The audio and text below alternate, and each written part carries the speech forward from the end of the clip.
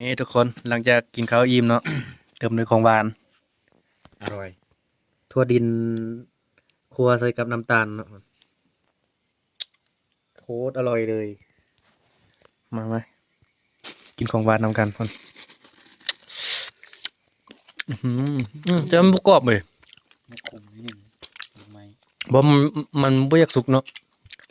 บ่แซ่บคือมื้อนั้นไม่คักนะมันแข็งๆนะยำป้อโคตรแซ่บเลยใส่บวงเลย บวงจะหมดเลยปลานี่หรอเอามาบวง มันอ่อนทุกคน ถ้ามันแข็งโอบอยู่นี่จะแซ่บกว่านี้เนาะ เอาบวงกำลังมาเขาอยู่ข้างหลังเพื่อนเขาก็มาเอากันนี่ ตัวนี้คือบ่อายเอามา แม่นดิ ของอายยังจุโถง มือหั่นไปมา กินของหวานแล้วมีแฮงทุกคนนะ น้ำตาลมันลาย เอาใส่อีกหน่อย อืม โอ้โห เป็นลำลาวใส่อีกบ่ตอนนั้นมันก็ยังแข็งว่ะ มันบวกกันแล้วเรากลัวไหม้พวก น้ำตาลไหม้ก่อนเดี๋ยวทุดิบเนี่ยมันนะครับ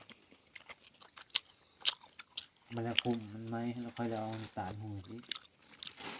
ให้มันหวาน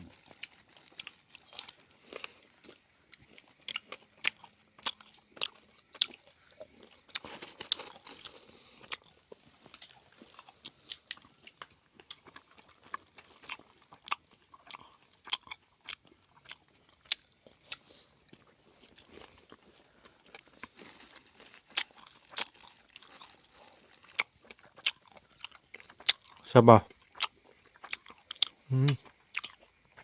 very good เก็บร้าย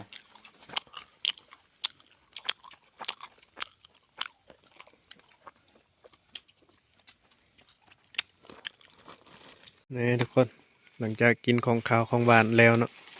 ออกเลาะการต่อ ติดตามยาวๆเนาะสิมานบ่มานมื้อนี้2 คนเราไปนั่งต้นมังไฮอยู่เทิงพุ่นเนาะทุกคนเอาเรามาทางนี้3 คนไปเลาะนั่งต้นมากเลาะการไปเลยมื้อนี้ตามเพิ่งเด้ออ๋อทุกคนกบหมื่นโอ้บักใหญ่เลยทุกคนพุ่นโอ้ตัวจริงบักใหญ่ๆเลยพุ่นป้าได้2-3 ตัวนี่พอกินเลยนี่สุดยอด